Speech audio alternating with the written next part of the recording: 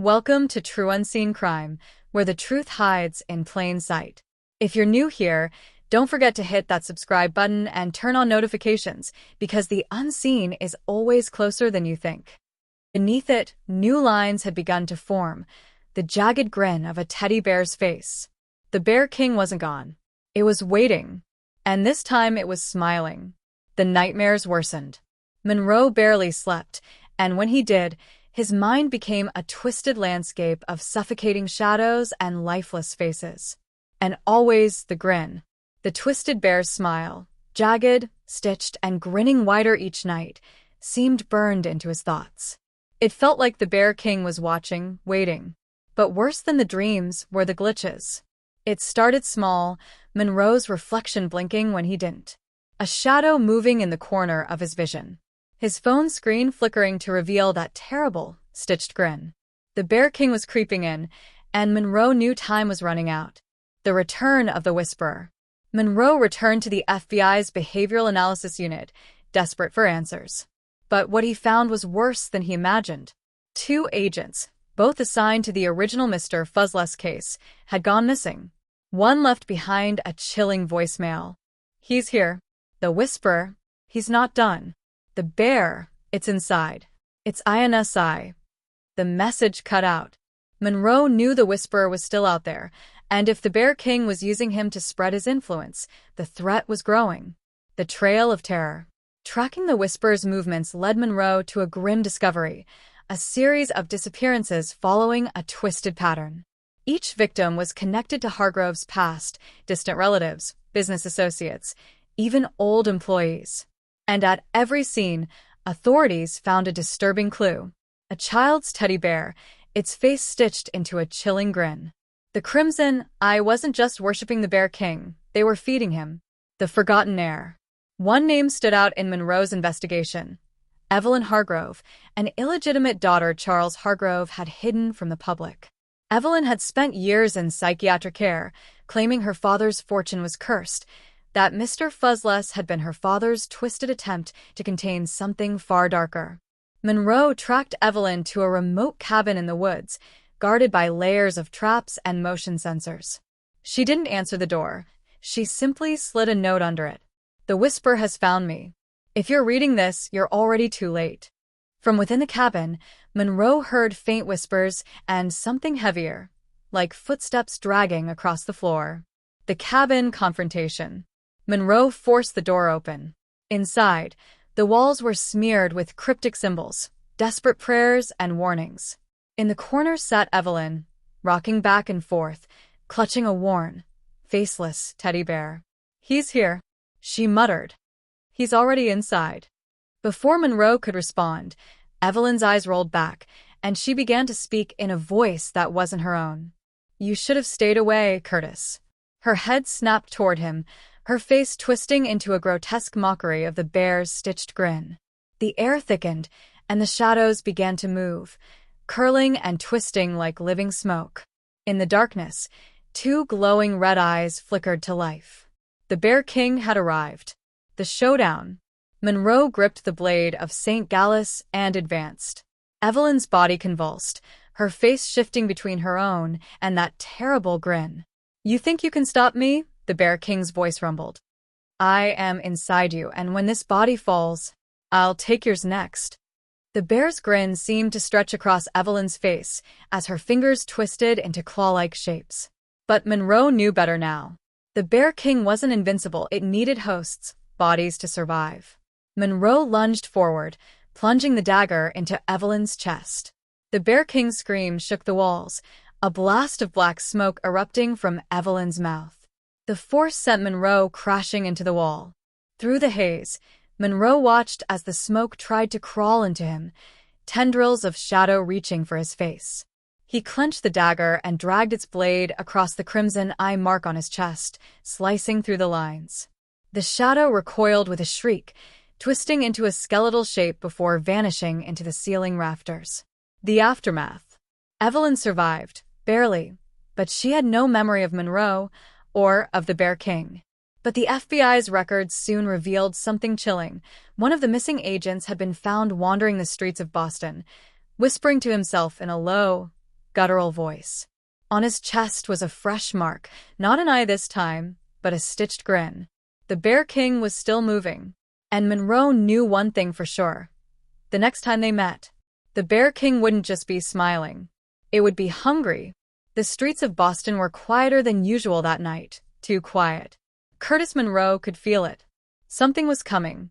The missing FBI agent, Daniel Kraus, had been found earlier that day, wandering the streets in a daze. His chest now bore the twisted stitched grin, a mark Monroe had hoped he'd ended for good. But Kraus wasn't just marked. He was changing. The hospital staff reported strange incidents, lights flickering, doors locking on their own, and security cameras catching glimpses of a shadowy figure, something small yet disturbingly human-shaped, moving through the halls. Monroe knew the Bear King wasn't finished. The hospital horror. Monroe arrived at St. Albans Medical Center just before midnight. The air was ice-cold, and an unsettling stillness hung in the air. As he moved toward Kraus's room, Monroe spotted a nurse, frozen mid-step, her face twisted in silent horror. She wasn't dead, but her eyes were glazed over, locked on something behind Monroe. He turned and saw it. A teddy bear, small, tattered, and twisted, sitting upright in the hallway. Its grin stretched wide, and something wet glistened at the corners of its stitched mouth. Monroe reached for his weapon, but the bear moved. It twisted its head, too fast, too sharp, and then vanished into the shadows. From down the hall, Monroe heard Kraus's voice, whispering. The transformation.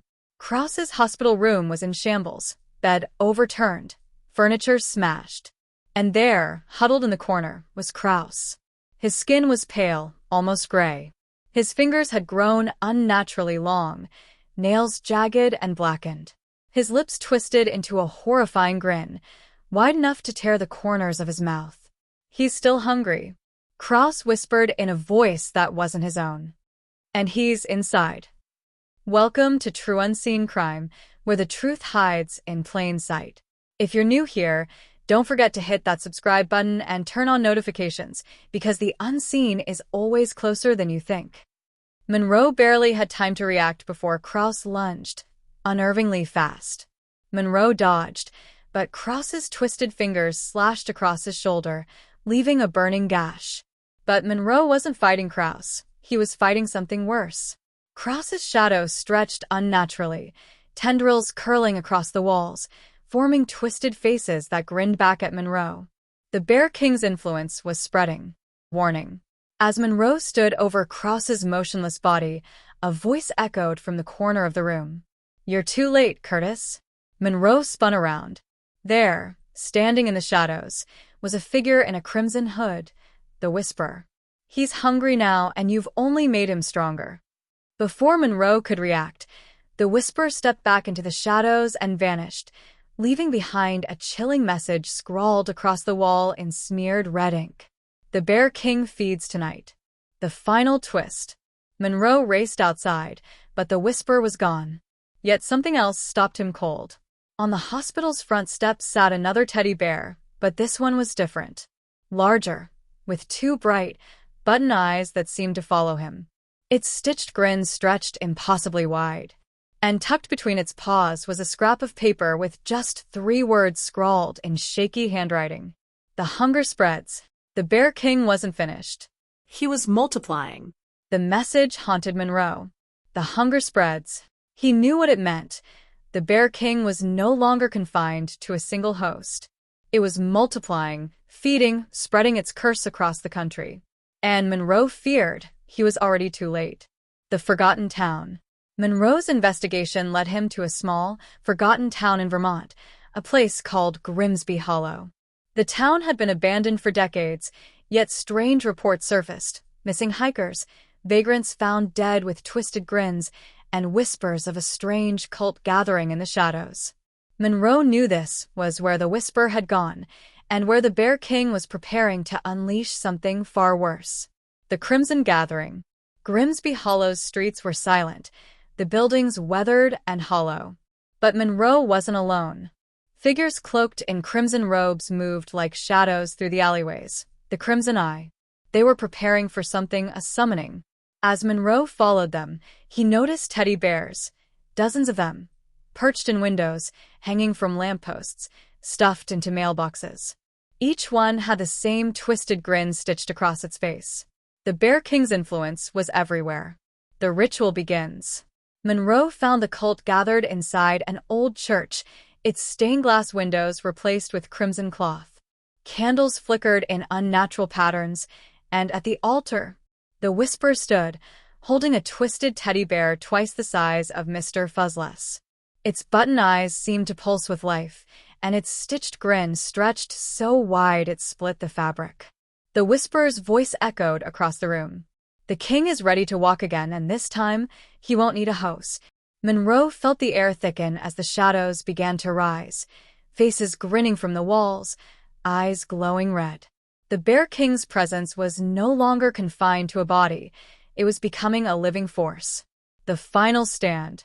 Monroe knew there was only one chance, the blade of St. Gallus. The relic's power could sever the Bear King's link to the world. But before he could strike, the shadows lunged, twisting into gnarled claws that wrapped around his throat. You can't stop him now. The Whisperer sneered. He's part of you. Monroe felt something shift inside him, a cold presence clawing at his mind. The Bear King's influence had followed him for too long. It was trying to take hold. Not today. With his last strength, Monroe drove the blade into the twisted bear at the altar. The bear shrieked, an unnatural, ear-splitting wail that shook the walls. The crimson-cloaked followers collapsed, their bodies convulsing as the Bear King's shadow recoiled in agony. The stitched grins on the walls ripped apart as if torn by invisible hands. The shadows twisted, writhed, then vanished. The Whisperer, clutching his chest, staggered backward, his face half grinning in twisted agony. He'll be back. The Whisperer gasped. He's always hungry. Then he collapsed, a lifeless grin frozen on his face. The aftermath. By morning, the cult was gone.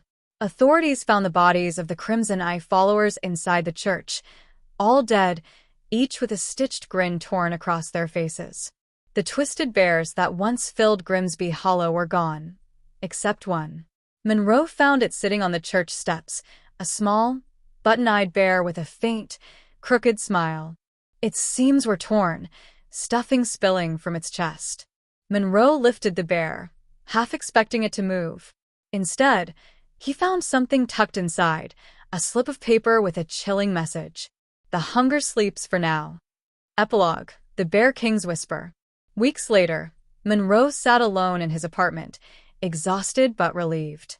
The Bear King's curse seemed broken for now. But as he turned off his bedroom light, something shifted in the shadows.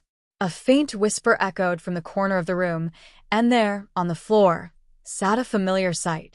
A small teddy bear, its stitched grin faintly glistening in the dark. The Bear King wasn't gone.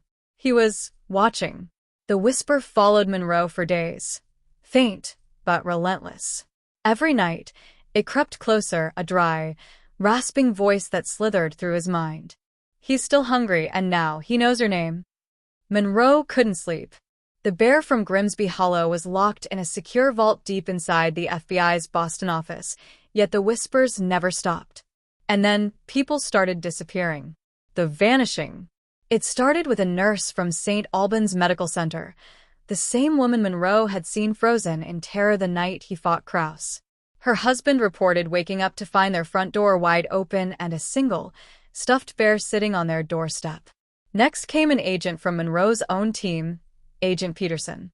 He'd been investigating cult remnants when his partner found him slumped over his desk, his face frozen in a grotesque smile, stitched across his skin.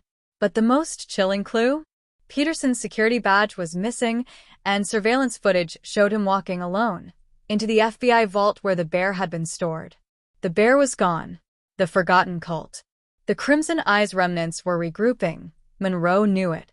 Desperate for answers, he tracked down an informant named Rebecca Vance, a former cult member who claimed to have fled before the Whisperer's rise. Rebecca lived in isolation, deep in the woods of Kittery Point. Monroe found her shack littered with strange carvings, symbols meant to ward off evil. "You can't stop him," Rebecca whispered. "The Whisperer may be dead, but something far worse took his place." She unwrapped a tattered book, a journal belonging to Charles Hargrove, the original owner of Mr. Fuzzles. Hargrove's writings described a twisted ritual, one that tied his very soul to the bear, a desperate attempt to cheat death. But the ritual had gone wrong, awakening something far older than Hargrove himself. "The Bear King is a parasite," Rebecca warned. "It doesn't just haunt, it consumes." This is True Unseen Crime, where the unseen reveals the unexpected. Don't forget to like, share, and subscribe, because sometimes silence can be deadlier than a scream.